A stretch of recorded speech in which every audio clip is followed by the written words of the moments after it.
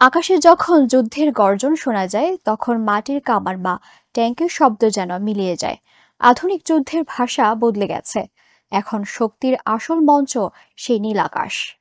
যে দেশ আকাশপথে আধিপত্য দেখাতে পারে, যুদ্ধক্ষেত্রেও তার প্রভাব ততটাই অটল।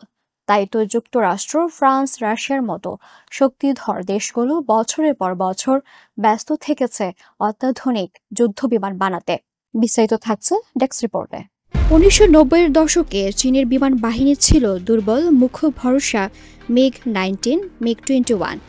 সে সময় যুক্তরাষ্ট্রের হাতে ছিল F-15, F-16, FA-18, B-2 ও স্টেলথ কিংবদন্তি F-22। কিন্তু গল্পটা এখানে শেষ হয়নি, বরং এখান থেকে শুরু হয় এক রূপান্তরের যাত্রা। চীন প্রথম ধাপ নেয় রাশিয়ার কাছ থেকে Su-27 ও Su-30 কেনার মাধ্যমে।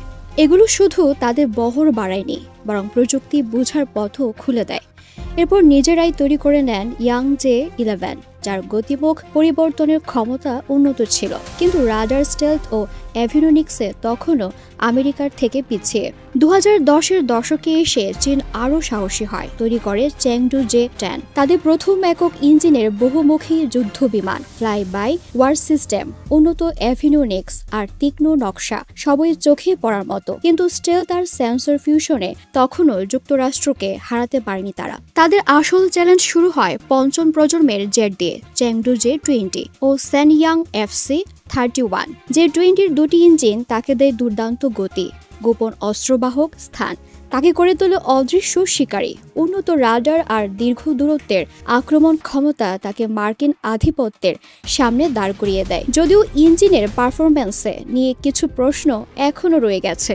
আজকের চীন আর সেই 90-এর দশকের চীন নয়। আকাশ যুদ্ধের ভাষায় তারা নিজেদের নতুন করে লিখেছে। পিপলস লিবারেশন আর্মি এয়ারফোর্স এখন এমন শক্তিতে রূপান্তরিত যা যে কোনো মুহূর্তে যুক্তরাষ্ট্রের আকাশ আধিপত্যকে চ্যালেঞ্জ করতে পারে।